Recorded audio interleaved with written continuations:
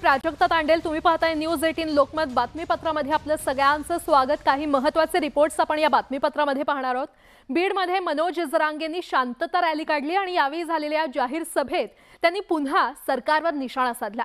मराठा समाज कधीच जातीयवादी नव्हता, मात्र मराठ्यांनी पाडलं असा डाग तुम्हीच लावला असा आरोपही त्यांनी केलाय। यावेळी मनोज जरांगे यांनी छगन भुजबळ आणि गिरीश महाजन यांच्यावर देखील तोफ डागली आहे। भुजबळांनी जातीयवाद केला नाही का असा सवाल त्यांनी केलाय, तर गिरीश महाजनांनी आंदोलन फोडलं असा आरोप जरांगे यांनी केलाय। कधी माझ्या मराठा समाजाने यांना 25 वर्ष निवडून दिलं नाही, पाडलं तरी माझ्या मराठ्यांना यांनी डाग लावला, मराठ्यांनी पाडलं। तू तुमच्या जिंदगीवर माझा पवित्र मराठा त्याला डाग लावता।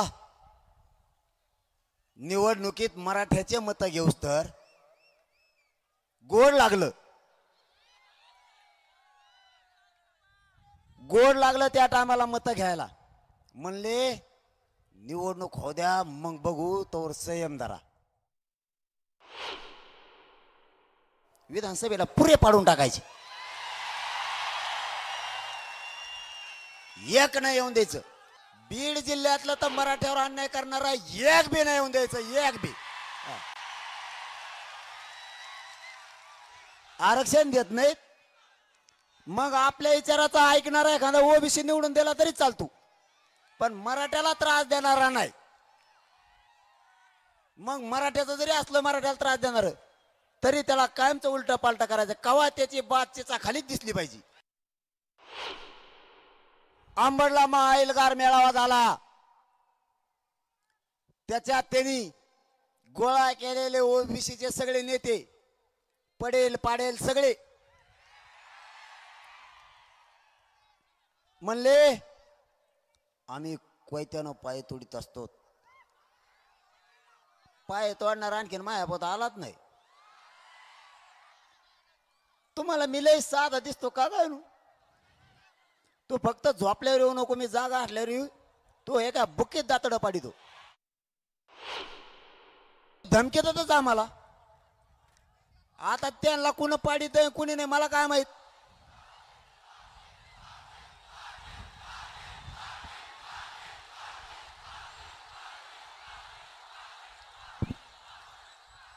तुम्हाला राज्यात कायम किंग राहायचं, जिल्ह्यात कायम किंग राहायचं ना, मराठ्याला धरून रान म्हणा। म्हणजे मतदान घेणार मराठ्याचं, धोपटिणार बी मराठ्यालाच। दरबारी काय पेंट आहे का तुमची?